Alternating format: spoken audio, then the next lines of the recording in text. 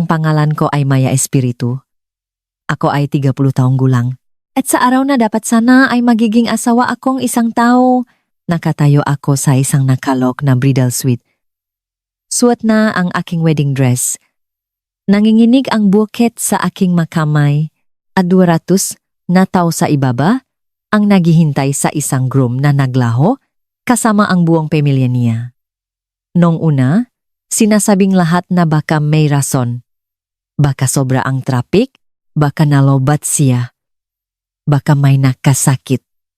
Pero matapos lumipas ang unang oras, ang nga palusot ay tila nagiging malabo na. Matapos ang ikalawang oras, ang nga ngiti sa labas ng pinto ay nawisam nga bulungan. At nang pumasok ang aking tatay sa kwarto na may mukhang hindi dapat makitang sinumang nobya sa araw ng kanyang kasal, alam ko na ang katotohanan bago pa man siya magsalitang kahit isang salita. Hindi late ang groom ko, hindi siya naligaw, hindi siya natrap sa isang emergency. Pinili niyang hindi pumunta. Pinili ng mga magulang niyang hindi pumunta. Ang makamag-anak niya, magkaibigan niya, ang buong panik niya sa kasal ay naglaho na parang isa lamang akong masamang business risk na ayaw na nilang pag-investan. Walang tigil sa pag-vibrate ang phone ko. Nagtatanong ang nabisita kong tuloy pa ba ang sermonya. Sinusubukan ng kapatid kong si Iris na pakalmahin ang matao. Umiyak ang planner sa pasilyo at naalala ko ang pagtitik sa sarili ko sa salamin. Iniisip na ganito na lang maalala ang buhay ko bilang isang babaeng inabandona sa sarili niyang kasal sa harap ng lahat ng taong mahalaga sa akin. Tapos bumukas ulit ang pinto. Hindi iyon ang groom ko. Iyon ay ang boss ko. Pumasok siya ng walang gulat, walang awa, at hindi niya ako hinilingang magpanggap na ayos lang ako. Lumapit siya ng sapat para ako lang ang makarinig sa kanya at bumulong. Magiging ayos ka para sa araw na ito. Hayaan mong ako ang maging groom. Bago ko sabihin sa iyo kung ano ang nangyari pagkatapos niyan, sabihin mo sa akin kung ano ang lagay ng panahon kung nasaan ka man ngayon. Maaliwalas ba? Bumabagyo? O nasa pagitan? Dahil ang sa akin ay nagsimula na parang isang sakuna. Pero ang sumunod na nangyari ay nagbago sa lahat ng inakala kong alam ko tungkol sa pag-ibig, pagtataksil, at ang uring ng paghihiganti na hindi kailangang maging maingay para hindi malimutan. Pumasok ang tatay ko sa bridal suite na parang isang lalaking tumandangang 10 taon sa loob ng 10 minuto. Ang pangalan niya ay Walter Espiritu at hindi ko pa siya nakitang mukhang ganito kaliit. Siya ang uri ng lalaking kayang pumasok sa isang kwartong puno nga kontraktor, bankero, at city inspector at mapapaw po ng tuwid ang lahat. Itinayo niya ang kanyang kumpanya ng custom furniture mula sa isang inupahang garahe. At ginugol niya ang buong buhay ko sa pagtuturo sa akin na ang pangalan ng isang tao ay may halaga lang kung handa nila itong panindigan. Pero nang hapong iyon, nakatayo sa may pintuan habang hawak pa rin ang kanyang phone. Mukha siyang taong nadurok ang paniniwalang iyon sa mismong harapan niya. Nakatayo sa likod niya ang kapatid kong si Iris. Namumutla at galit na galit. Hawak ang dalawang phone dahil tinatawagan niya ang lahat ng numerong mahanap niya. Ang nanay kong si Dian ay nasa pasilyo kasama ang planner. Sinusubukang pigilan ang panginginig ng boses niya. Hindi ko agad itinanong ang tanong dahil takot ako sa sagot. Isinarangang tatay ko ang pinto at tumingin sa akin. Hindi sa damit, hindi sa mga bulaklak, kundi sa akin. Tapos sinabi niya, Maya, anak, kailangan mong umupo. Muntik nang bumigay ang mga tuhod ko, hindi ako umupo.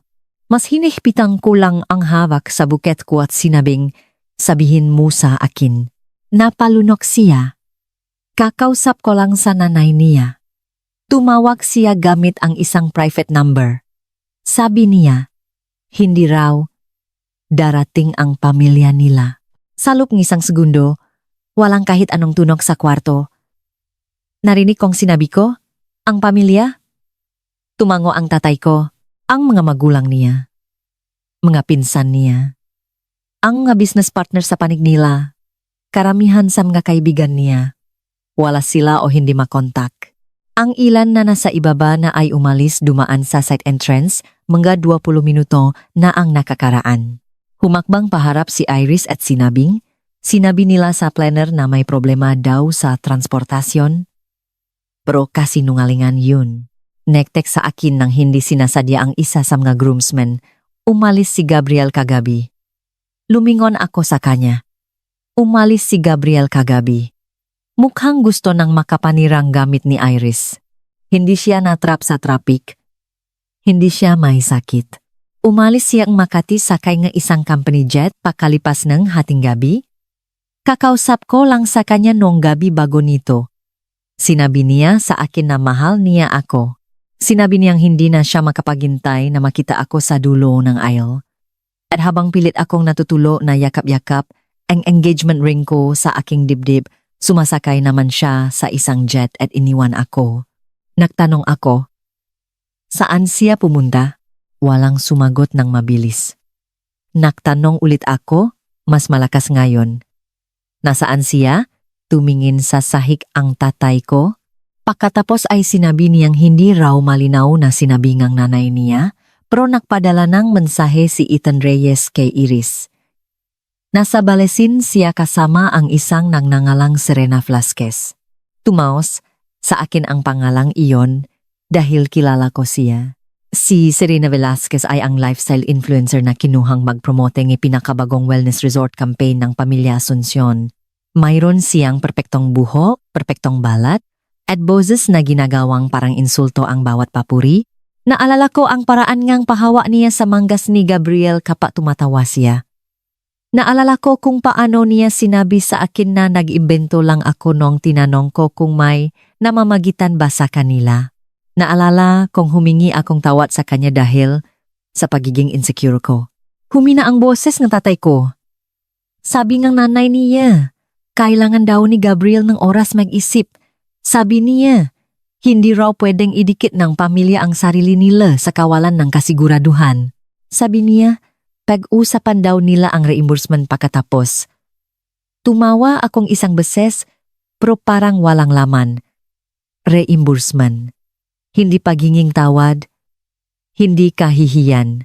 200 tao ang nasa ibaba sa isang glass ballroom malapit sa Manila Bay, naghihintay sa ilalim ng mga chandelier at white orchids, at ang pamilya na ungumiti sa aming mga engagement photos ay nagpasya na isa akong financial inconvenience. Kumatok ng isang beses ang wedding planner na si Marlene Flores at pumasok ng hindi na naghihintay. Kumalat na ang maskara sa ilalim ng isang mata niya. 2 beses ko na inusok ang oras ang seremonya. Maingat niyang sinabi. Nagtatanong na ang mabisita. Kailangan ng direksyon nga musikro. Gustong malaman ng chatterer kung dapat bang i-delay ang hapunan. At may nga nagpo-post na ng nga pictures online na nagtatanong kung bakit walang laman ang panig ng groom. Walang laman. Ang salitang iyon ay tumagos sa akin na parang malamig na tubig. Inisip ko ang bawat bulungan na nagiging pos.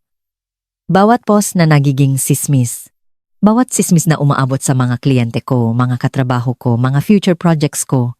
Ang pamilya ni Gabriel ay nagmamay-ari ng mga boutique hotels, private clubs, at luxury spas sa buong Visayas at Mindanao. Ang kumpanya ko ay nagdidisenyo nga espasyo para sa ilan sa mismong taong nag-invest sa mga resort ng pamilya niya. Pagsapit ngang Lunes ng umaga, ang kahihiyan ko ay magiging kwentuhan sa tanghalian sa bawat mamahaling restaurant sa BGC at Makati. Naririnig ko na ang mga malulupit na bersyon, siguradong may ginawa siya, siguradong may nadiskubre siya. Walang lalaking mang-iwan ng nobya sa altar ng walang dahilan. Tumingin ako sa tatay ko at nakita kong nanginginig ang nga kamay niya. Siya mismo ang umukit ng walnut arch. Ginugol niya ang mga weekend sa pag-ayos ng reception tables dahil sinabi niyang walang anak. Niya ang papasok sa isang nirentahang kwarto na walang bagay na ginawa ng may pagmamahal. At ngayon ang pagmamahal ay naging isang entablado para sa pampublikong kahihiyan. Niyakap ako ng nanay ko. Pero hindi ako umiyak. Ang pag-iyak ay gagawin itong totu At may isang tangang parte sa akin na gusto pa ring maniwala na bubukas ang pinto at papasok si Gabriel na may bitbit na. Imposibleng paliwanag na ayos sa lahat. Pero nanatiling nakasara ang pinto. Ang tanging bumukas ay ang pagilaw ng phone ko ng paulit-ulit sa mga mensaheng hindi ko masagot. Ayos ka lang ba? Tuloy pa ba ang kasal? Maya, anong nangyayari? Tumingin ako sa salamin. Nakakita ako ang isang nobya sa isang perpektong damit na walang mapupuntahan. Tapos bumulong ako. Hindi niya lang ako iniwan. Iniwan niya ako roon para panorin nila. Walang nakakaalam kung anong gagawin sa ganong katahimikan. Patuloy sa pagimas ang nanay ko sa likod ko na parang isa akong batang babae na may lagnat. Nakpalakat-lakat si Iris sa harap ng gabintana. Bumubulong ang gasalitang hindi niya kailanman sasabihin sa harap ng tatay namin. Sinubukan ni Marlene na magsalita ng profesional, pero pumipiyok ang boses niya dahil kahit ang mga wedding planner ay may limitasyon. At ang manood ng isang nobya na inabandona ng isang buwang pamilya ay tila isa na roon. Nagdanong ang tatay ko kung gusto ko bang i-announce niya na may emergency. Sabi niya pwede naming sabihin sa lahat na nakasakit si Gabriel. Pwede naming isisi ang delay sa isang pribadong problema sa pamilya. Pwede naming tahimik na paalisin ang mataw sa ballroom at pakainin muna sila bago sila umalis. Bawat opsyon ay parang isa na namang paraan ng paglalagay ng kumot sa ibabaw ng kahihiyan ko para manatiling malinis si Gabriel. Ibinuka ko ang bibig ko para sumagot, pero may kumatok na naman sa pinto. Suminghal si Iris. Wag muna ngayon. Bumukas pa rin ang pinto. Ang lalaking pumasok ay hindi isang kamag-anak, hindi isang groomsman, hindi isang photographer na naghahanap ng drama. Siya ay si Nathaniel Cruz, ang boss ko, ang founder at CEO ng Cruz Design Group, ang lalaking naghiras sa akin 5 taon na ang nakakaraan nung lumalaban pa ako para seryosohin sa magakwartong puno nga nakakatandang designer na may mas magagandang koneksyon. Nakita ko na si Nathaniel na makpakalma ng magagalit na investor. Isalba ang mapalpak na hotel renovation at makipagnegosasyon sa mabilyonaryo na nag-isip na ang pera ay nagpapatalino sa kanila kaysa sa iba. Hindi ko pa siya nakitang pumasok sa isang kwarto na parang takot siya sa pwede niyang madatnan. Nakaswat siya nga itim na tuxedo dahil sinabi niya sa akin ilang linggo na ang nakararaan na mayroon siyang charity gala pagkatapos ng reception ko at baka maaga siyang umalis. Pansamantalang walang nagsalita. Pagkatapos ay tumingin siya sa tatay ko at sinabing, Walter, bigyan mo ako ng 2 minuto, kasama siya. Nanigas ang tatay ko. Humalukip-kip si Iris. Dapat nakaramdam akong hiya na nakikita akong boss ko ng ganito. Wasak at nanginginig sa isang damit na biglang naging mas mabigat pa kaysa sa baluti, pero hindi nakatingin sa akin si Nathaniel na parang wasak ako. Tiningnan niya ako na parang nakatayo pa rin ako. Nagtanong ang tatay ko, bakit? Sumagot si Nathaniel nang hindi inaalis ang tingin niya sa akin. Dahil bawat tao sa ibaba ay naghihintay para magpasya kung ano ang ibig sabihin ng araw na ito, at ang tanging tao na dapat magpasya niyan ay si Maya. Iyon ang unang pangungusap na sinabi ng kahit sino sa buong hapon na nagparamdam sa aking may pagpipilian ako. Umatras ang pamilya ko, hindi dahil sa tiwala talaga, kundi dahil sa pagod. Dahan-dahang lumapit si Nathaniel, huminto sa sapat na layo para makahinga ako. Hindi niya ako hinawakan. Sinabi niya lamang, may sapat na akong alam. Alam kong umalis siya. Alam kong nag-walkout ang pamilya niya. Alam kong may mga tao sa ibaba na nakukunwaring hindi tumitingin sa mga walang upuan. At alam kong 3 minuto ka na lang para hayaan ang kanilang karuwagan na isulat ang katapusan ng araw na ito. Sinabi ko, ano pa bang dapat kong gawin? Maglakad pababaron ng mag-isa at pasalamatan ang lahat sa pagpunta para manood kung paano ako inabandona? Nagigiting ang pangga niya. Pero nanatiling kalmado ang boses niya. Pwede, kung yan ang gusto mo, tatayo ako sa tabi mo habang ginagawa mo yan. Pwede mong i-cancel ang lahat, kung yan ang gusto mo. Tutulungan ko ang tatay mo na paalisin ang bawat bisita ng walang sinumang makakalapit sa'yo. O pwede ka pa ring maglakat sa isla na yan? Tinitigan ko siya. Walang groom. Huminga si Nathaniel at hinayaan akong makatayo ron. Nag-iba ang timpla nga kwarto. Huminto si Iris sa pagpapalakad-lakad. Gumawa ng maliit na tunok ang nanay ko. Sinabi ngang tatay ko, Nathaniel.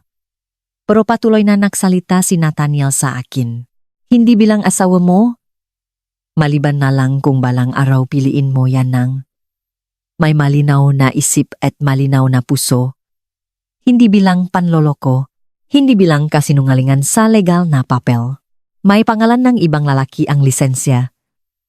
At hindi ko kailanman hihilingin sa iyo na gumawang isang bagay na hindi tapat.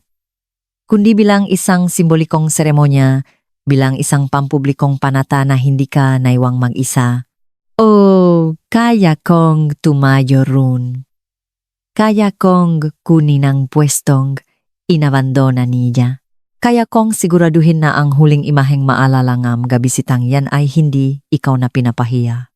Sobrang lakas ng tibok ng puso ko, halos hindi ko na marinig ang tatay ko na sinabing kabaliwan ito. Tumingin sa kanya si Nathaniel. Siguro nga.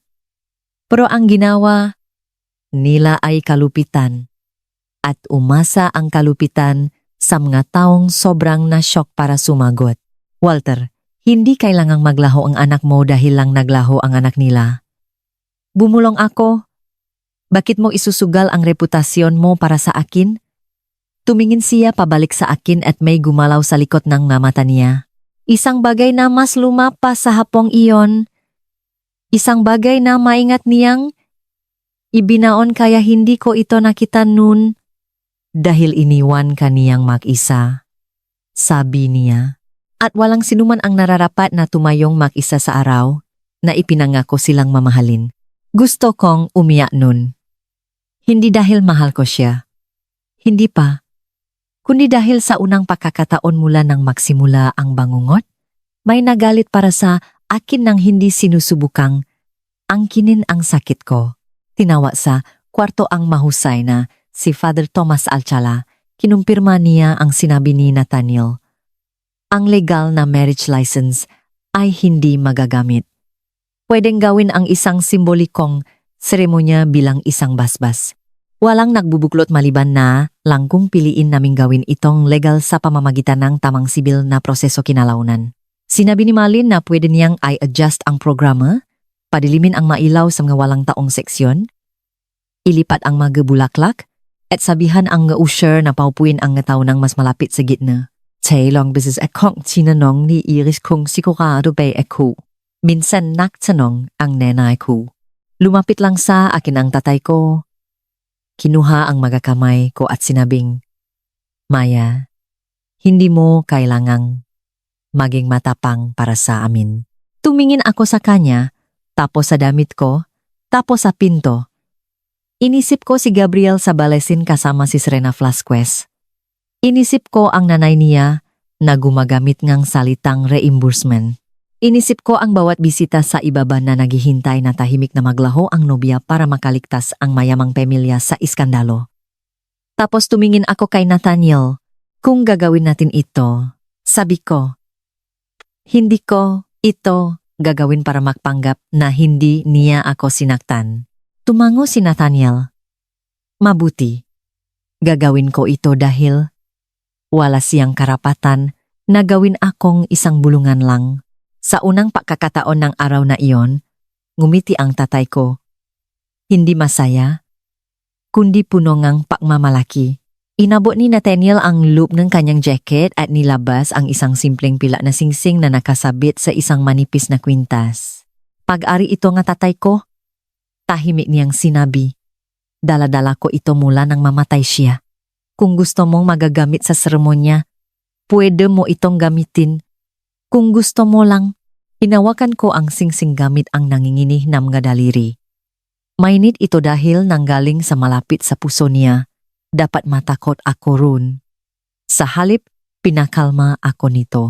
Tumingin ako sa lahat sa kwartong iyon at sinabing, Kung gayon, sabihin niyo sa kanila na magsisimula ang seremonya sa loob ng 20 minuto. Hindi sapat ang 20 minuto para buuin muli ang isang kasal, pero sapat ang oras para muling buuin ang katatagan ng isang babae. Kumilos si Marlene na parang isang general na naka-heels. Inuutusan ang assistant sa ibabagamit ang bagong instruksyon. Inayos ang maupuan. Inuutusan ang musikero na i-restart ang prelude at sinasabihan ang catering staff na magpapatuloy ang hapunan kahit anong mangyari. Pinunasan ni Iris ang mukha ko, inayos ang lipstick ko at bumulong na kung lalapit man si Gabriel sa loob ng 10 talampakan mula sa akin, mangangailangan siya ng pangbayo. Tumawa ang nanay ko habang lumuluha na nakpatawa rin sa akin. At ang munting basak na tawang iyon ay parang unang pahinga matapos malubog sa ilalim ng tubig. Tumayo ang tatay ko malapit sa pinto kasama si Nathaniel. Nag-usap sila ng tahimik. Parehong may alam na ang gagawin namin ay maari salba ang araw o gawin itong mas hindi makakalimutan para sa lahat ng maling dahilan. Iba na ang tingin ko kay Nathaniel ngayon, hindi dahil sa tuksedo o sa singsing, kundi dahil ang maingat na distansya na palagi niyang pinapanatili sa pagitan namin ay naglaho na. Magalang pa rin siya, kalmado pa rin siya, pero hindi na siya basta employer ko lang na nakatayo sa hilide ng buhay ko. Siya ang lalaking pumasok sa pinakakahiyahiyang sandali na naranasan ko at nagtanong kung ano ang gusto ko sa halip na sabihin sa akin kung ano ang dapat kong tiisin. Nang oras na, inalok ng tatay ko ang braso niya. Nanginginig pa rin ang kamay niya. Ipinatong ko ang kamay ko sa kanya at sinabing, "Dad, ayos lang ako." Tumingin siya sa akin at bumulong, "Hindi pa." "Siguro, pero masiging ayos ka rin." Bumukas ang mapinto. Narinig ko ang musika bago ko pa nakita ang kwarto. Hindi ito ang masayang musikang pinili namin para sa simula ng perpektong pagsasama, kundi isang mas mabagal na bersyon na tinutuktok ng string quartet na parang pati ang mga instrumento ay naunawaan na hindi ito isang normal na paglalakat sa aisle. Tumayo ang mga bisita. Daan-daang mukha ang lumingon sa akin. Ang ilan ay ngumiti na may kaluwagan. Ang ilan ay mukhang nalilito. Ang ilan ay nagbubulungan. Sinusubukang intindihin kung bakit maraming hilera sa panig ng room ang biglang napuno nga bulaklak sa halip ng nga tao. Naramdaman ko ang bawat titik na parang isang kamay na nakadiin sa pagitan ng balikat ko. Para sa 3 hakbang, muntik na akong huminto. Tapos nakita ko si Nathaniel. Nakatayo siya sa ilalim ng walnut arch na ginawa ng tatay ko. Hindi nagpapanggap na siya si Gabriel. Hindi nakukunwaring nararapat siya ron, kundi nakatayo na may tahimik na kasiguraduhan na nagsasabing hindi ko kailangang marating ang dulo ng maisa.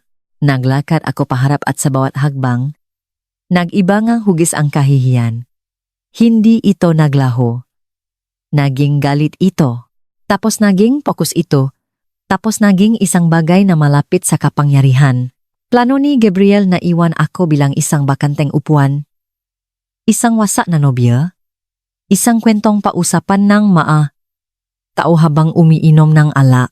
Sa halip, naglalakad ako sa ice patungo sa isang lalaking pinili ang tapang sa eksaktong lugar kung saan pinili ni Gabriel ang karuwagan.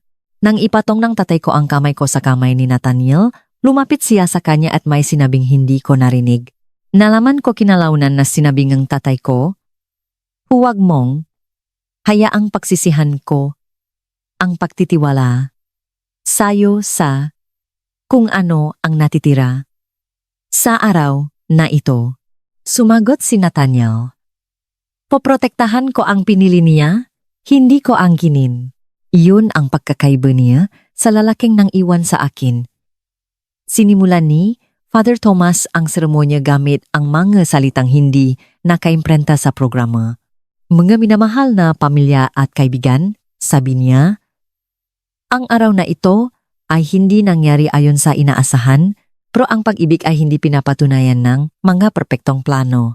Pinapatunayan ito ang presensya, ngang tapang, At ang kahandaang tumayo kasama ang isang tao kung kailan ang pinakamadaling gawin ay ang maglakat palayo, may umugong sa karamihan.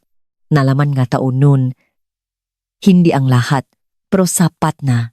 Sapat para maintindihan na may nangyaring napakasama at nandun pa rin ako kahit paano. Hinawakan ni Nathaniel ang nga daliri ko na parang mga bagay itong ipinakatiwala sa kanya, hindi isang bagay na paari niya. Nang siya na ang magsasalita, tiningnan niya ako, hindi ang mamanunod. Maya, sabi niya, hindi ko mababawi ang sakit na dinalangang araw na ito sa iyo. Hindi ko mabubura ang abakanteng, upuan o ang katahimikan bago ang sandaling ito. Pero may papangako ko ito. Hanggat pinapayagan mo akong tumayo sa tabi mo, hindi mo haharapin ang kwartong ito o anumang kwarto pagkatapos nito sa paniniwalang iniwan ka dahil hindi ka sapat. Sapat ka.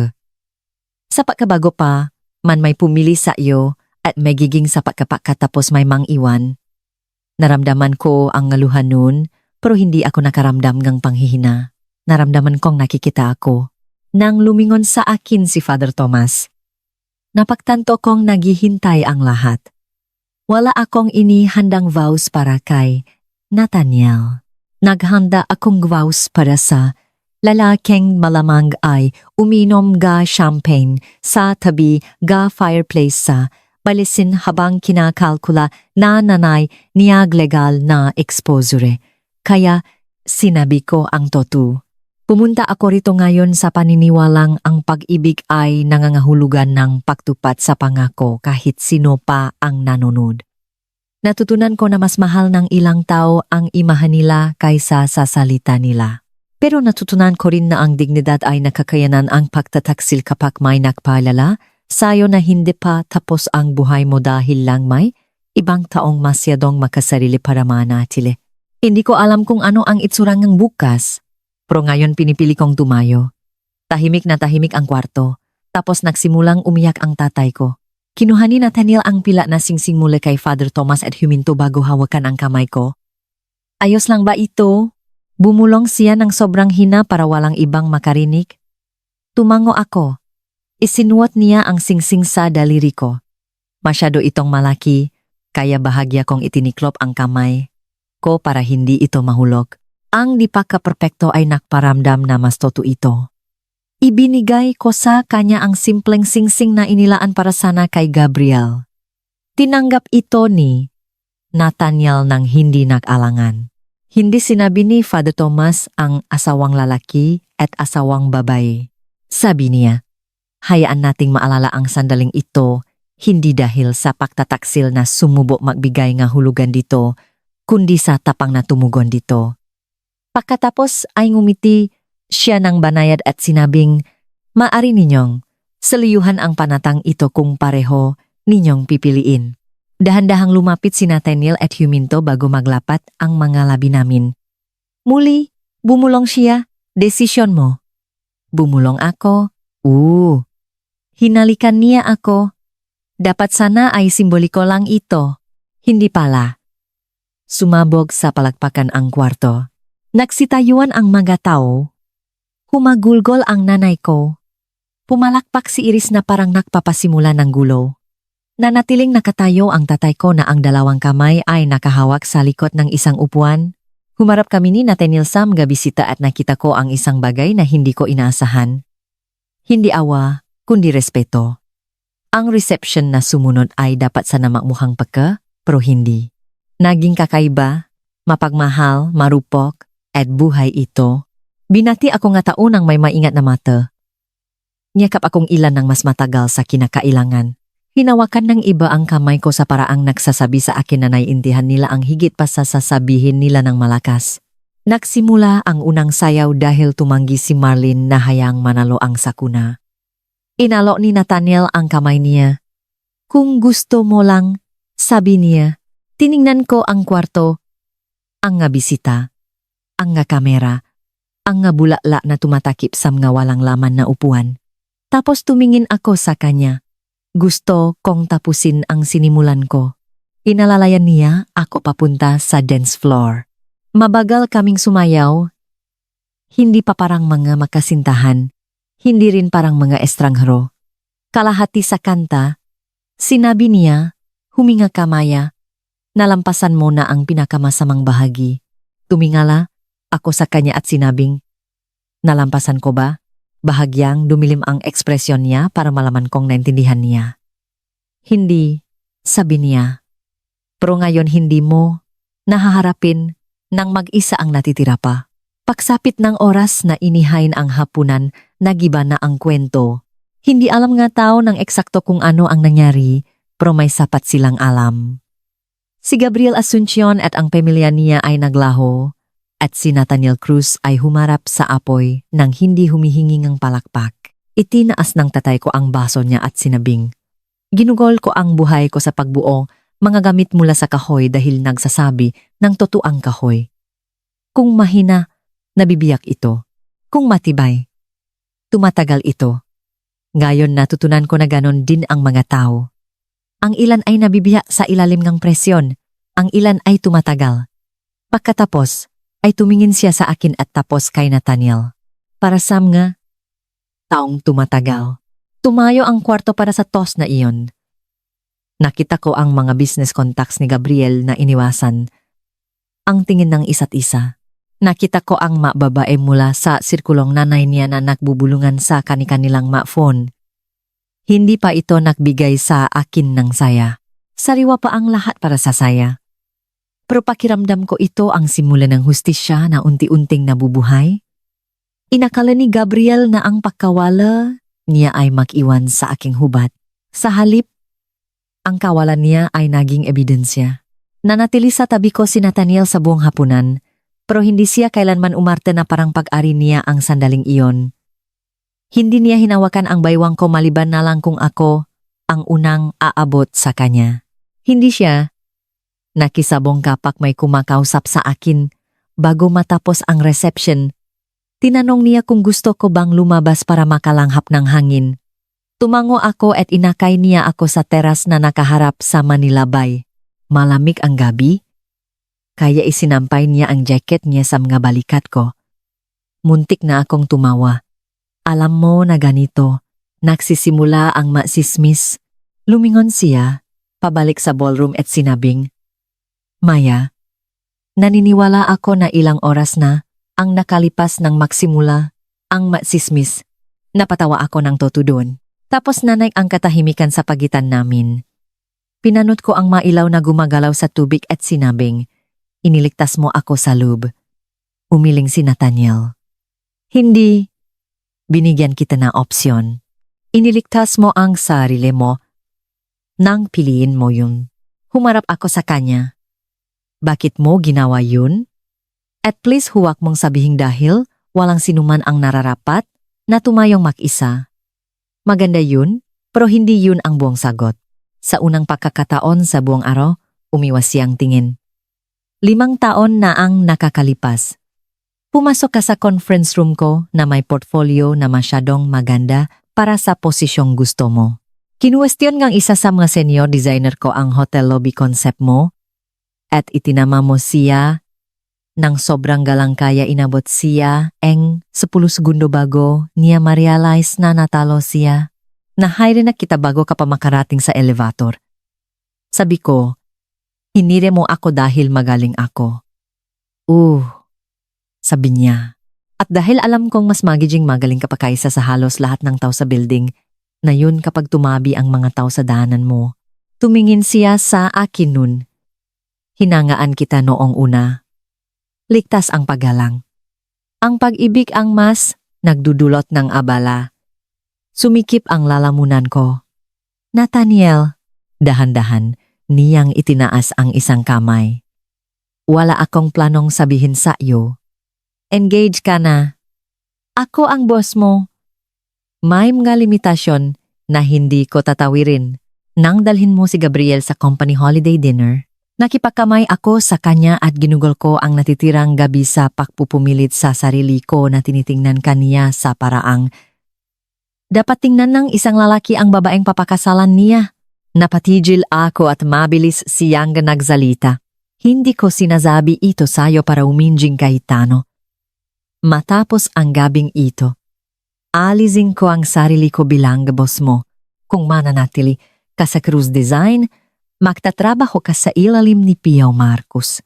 Kung alis ka, bibigyan kita ng pinakamagandang recommendation na isusulat ko.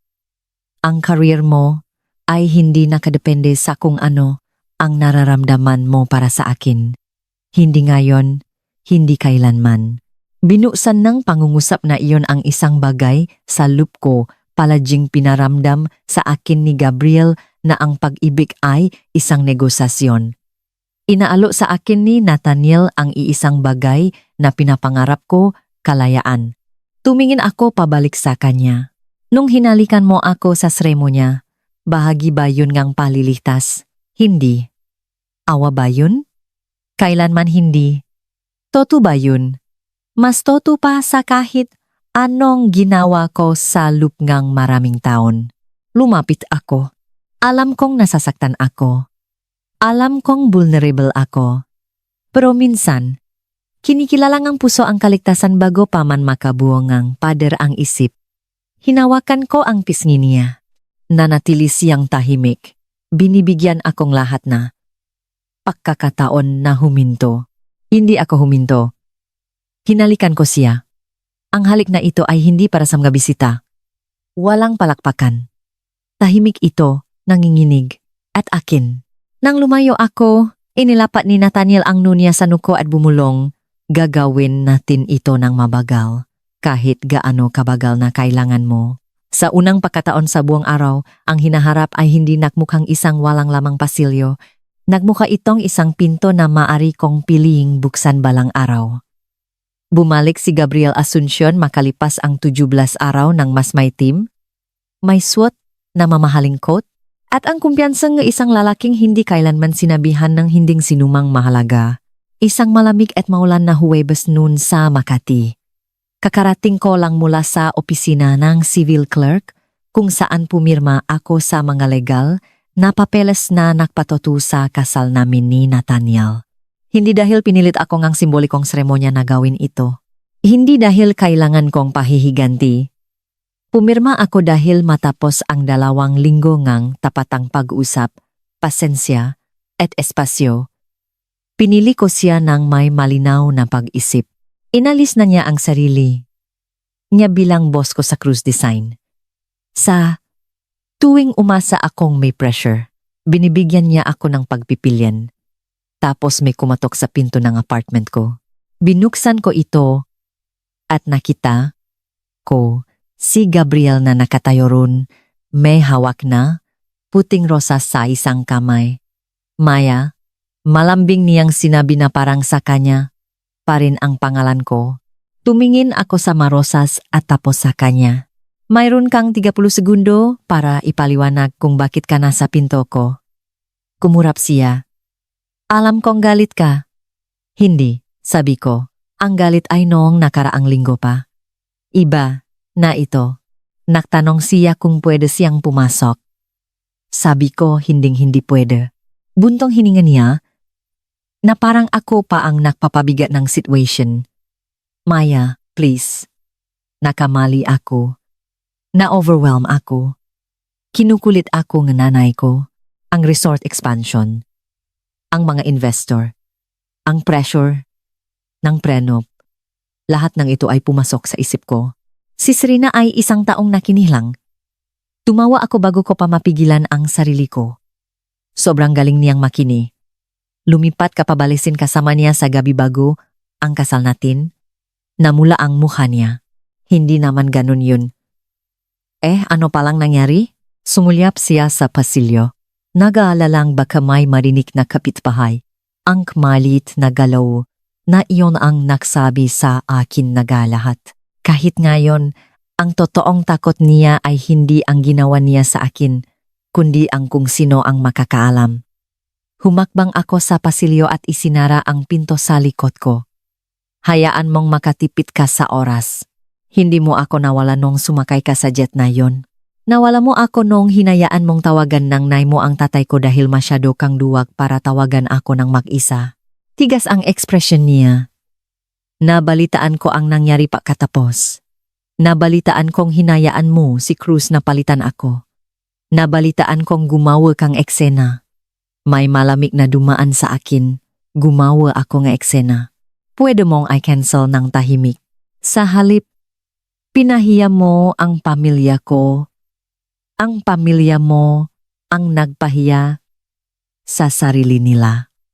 Pinakasalan mo ang boss mo sa harap ngang lahat para parusahan ako. Gumiti ako, hindi nang may kabaitan. Una, simboliko ang seremonya. Walang ilegal na nangyari. Pangalawa, hindi ako pinakasalan ni Nathaniel ng araw na iyon. Tumayo siya sa tabi ko dahil tumakbo ka palayo. Pangatlo, kung pumunta ka rito na umasang makikita mo ang babaeng iniwan mong umiyok sa bridal suite, hindi na siya available. Tinitigan ako ni Gabriel. Anong ibig sabihin niyan? Itinaas ko ang kaliwang kamay ko. Ang pila na singsing mula sa tatay ni Nathaniel ay pinaliit para makasya. Sa ilalim nito ay nakapatong ang isang simpleng wedding band mula sa kasal sa munisipyo. Nagbago ng tuluyan ang mukha ni Gabriel. Hindi. Legal akong kasal kay Nathaniel Cruz. Simula kaninang hapon, parang sinampal siya ng malakas. Inaasahan, mong maniniwala ang nga tao na walang nangyari. Lumapit ako. Mag-ingat ka, Gabriel. Baka hindi mo gustong gumawa na akusasyon, lalo na't may sapat akong ebidensya para ibaon ang bersyon na binabenta ng pamilya mo. Kumislap ang mamata niya. Anong ebidensya? Ipinakita ko sa kanya ang nga screenshots. Mensahe ni Ethan na nagsasabing umalis si Gabriel noong nakaraang gabi. Larawan ni na Gabriel at Serena na sumasakay sa company jet ng Asuncion. Isang voicemail mula kay Margarita Asuncion na pinag-usapan ang brand exposure sa halip na ang sakit na naramdaman ko. Isang email chain tungkol sa paggawa ang istorya na kaya hindi natuloy ang kasal ay dahil sa emotional breakdown ko sakaling magtanong ang press. Namutla si Gabriel. Wala kang ideya sa ginagawa mo. Kayang sirain kang pamilya ko. Ang maliit mong design career ay nakadepende sa mataong katulad namin. Tumingin ako sa kanya ng matagal. Nandun ang lalaking muntik ko ng pakasalan. Ang tunay na siya. Ang nag-aakalang ang pag-ibig ay isang hagdan at kahit sinong nasa ibaba, niya ay maaring tapakan. Binuksan ko ang pinto ng apartment ko. Umalis ka na. Ibinagsak niya ang narosas sa paanan ko. Pagsisisihan mong pinili mo siya. Tumingin ako sa mga bulaklak tapos bumalik sa kanya. Gabriel, ang pagpili sa kanya ay hindi ang paghihiganti. Ang hindi pagpili sa iyo ang siya kong paghihiganti. Isinara ko ang gipinto. 3 araw makalipas, nabigay ng pahaya si Margarita Asuncion sa isang luxury hospitality block na nagsasabing lumayo, raw ang kanyang anak sa kasal dahil sa mga alalahanin tungkol sa aking kawalan ng emosyonal, nakatatagan at hindi angkop na kalapitan kay Nathaniel. Ito ay elegante, malupit, at peke. Inilabas NG abogado ko.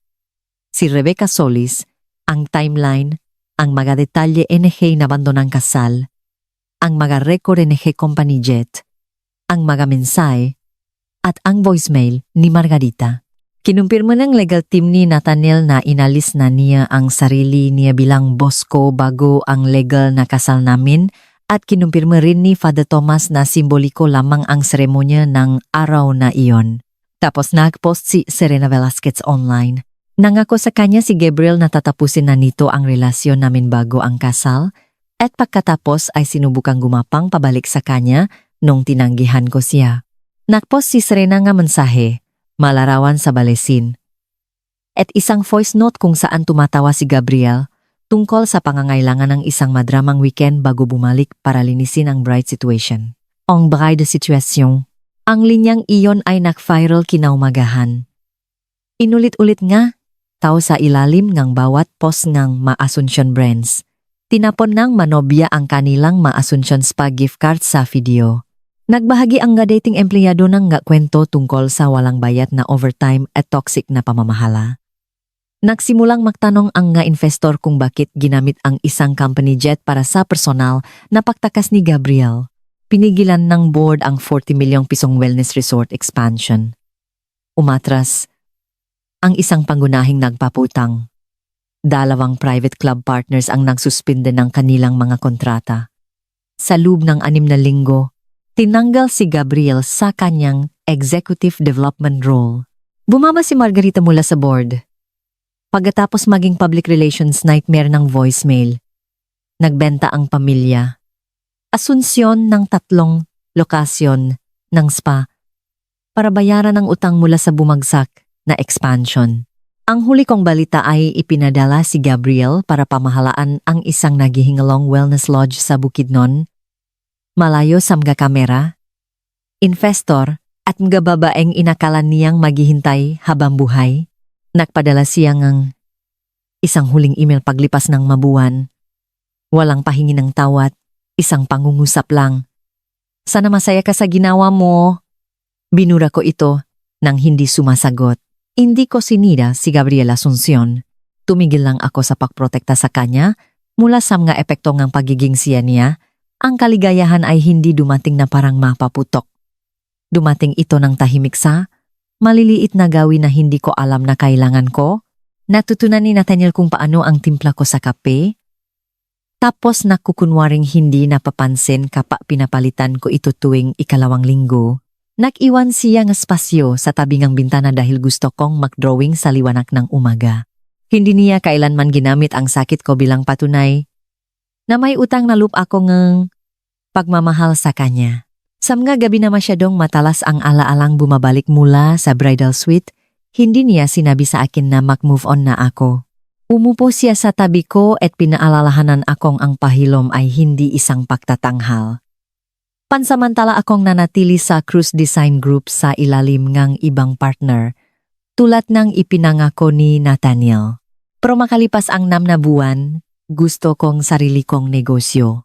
Nagbukas akong isang maliit na interior design studio na nakatutok sa mainit at sustainable na mga bahay para sa mga ordinaryong pamilya, mga single mother, matatandang magulang, at mga batang maasawa na bumibili ng unang apartment nila. Mga taong gusto ng kagandahan, ngunit sinabihan na ang kagandahan ay para lang sa mayayaman. Ginawa ng tatay ko ang unang studio desk ko mula sa reclaimed walnut. Sadyang idinikit ng tabing gini, iris ang sing dahil sabi niya, marami na roh dinalang gulo ang pagiging perpekto. Nagdala ng sopas ang nanay ko sa mismong araw, nang pagbubukas at umiyak, nang pumasok ang unang kliyente. Walang ininvest si Nathaniel noong una dahil hiniling ko na huwag muna. Gusto kong malaman kung kaya, kung tumayo sa sarili kong nga paa. Nirespeto niya iyon. Kinalaunan, nang lumago ang studio, naging pinakamaingay ko siyang taga-suporta, hindi aking tagapagligtas. Mahalaga iyon. Ang pak-ibak, natutunan ko, ay hindi ang pakwa ng manibla sa tuwing nakakang mahirap ang kalsada. Ang pag-ibig ay ang isang taong nakaupo sa tabi mo. Nagtitiwala sa iyo na magmaneho at nananatiling gising sa kaling dumilim ang gabi. 1 taon matapos ang kasal na hindi dapat mangyayari, nagkaroon kami ni Nathaniel ng isang maliit na vow renewal sa isang rest house sa Laguna. Walang ma-reporter, walang ma-investor, walang mabakanteng upuang tinatakpan ng mga bulaklak. Tanging pamilya, mga malalapit na kaibigan, simpleng hapunan, at isang kahoy na arko na ginawa ng tatay ko na may nakasulat na, piliin kung ano ang pipili sa iyo. Inukit ito sa loop kung saan kami lang ang makakakita. Dumating din si Father Tomas. Nakangiti na parang alam niya simulat sa pool na ang simbolikong panata ay magiging isang totoong bagay. Nagbigay nga speech si Iris na nagpatawa at nagpayak sa lahat. Sabi niya, ang tamang tao ay hindi palaging ang unang dumarating. Minsan ang tamang tao ay ang nananatili kung kailan mas madaling dumating kaysa sa manatili. 2 taon ang lumipas, sa isang umagang ng Enero. Nalaman kong buntis ako. Sinabi ko ito kay Nathaniel. Sa pamamagitan ng paglalagay ng isang maliit na pares ng dilaw na medyas sa loob ng isa sa kanyang mga drafting tubes. Tinitigan niya ito ng halos 1 buong minuto bago niya naintindihan. Tapos umupo siya sa sahig ng kusina at umiyak ng sobra hanggang sa tinahulan siyang aso namin. Ang aso namin ay isang golden retriever na pinanggalan ng Maple na inampon mula sa isang shelter matapos isuko ng 2 beses. Sabi ni Nathaniel dapat daw kaming pumili ng mas batang aso. Sabi ko alam ko kung ano ang pakiramdam ng maywan ng mataong nangakong alagaan ka. Iniwi naman si Maple ng hapong iyon at akat na tong inangkin ang pesto ni Nathaniel sa kama. Hindi siya kailanman nakreklamo. Tungkol naman kay Gabriel, hindi ko na sinusubaybayan nang malapitan ang buhay niya. Hindi ko na kailangan ng araw-araw na patunay na bumagsak na siya. Ang huli kong narinig, ang pangalang Asuncion ay hindi na nagbubukas kang bawat pinto na kaya nito dati. Nakaligtas ang kumpanya nila. Pero mas maliit, mas tahimik, at napababa dahil sa iskandalo na sinubukan nilang isisi sa akin. Hindi kailanman humingi ng tawad si Margarita. Tumigil na akong maghintay para doon. Isa na namang aral iyon. Ang closure ay hindi laging nagmumula sa taong nanakit sa iyo. Minsan, ang closure ay ang aro na mapagtanto mong ang pahingi nila ng tawad ay hindi makakapagpabago sa hinaharap mo. Sa totoo lang, kapag inaalala ko ito, naiintindihan ko ang isang bagay na hindi ko maintindihan nung nasa bridal suite ako. Ang pagiging inabandona ay hindi ang katapusan ng kwento ko. Ito ang pagbubunya ng isang kasinungalingan na napakamalan kong paibig. Ang paiwan sa akin ni Gabriel sa altar ay parang pampublikong pagwasak pero sa totoo lang, isa itong brutal na uri ng proteksyon. Inalis niya ang sarili niya bago pa ako makabuo ng buhay na nakapaligid sa pagiging makasarili niya. Ipinakita niya sa akin kung sino talaga siya. At dahil ginawa niya ito ng publiko, hindi ko na kinailangang pagdudahan pa ang sarili ko. Ang aral na daladala ko ngayon ay hindi dahil sa bawat sakit sa puso ay may susunod na mas magandang lalaki o perpektong katapusan.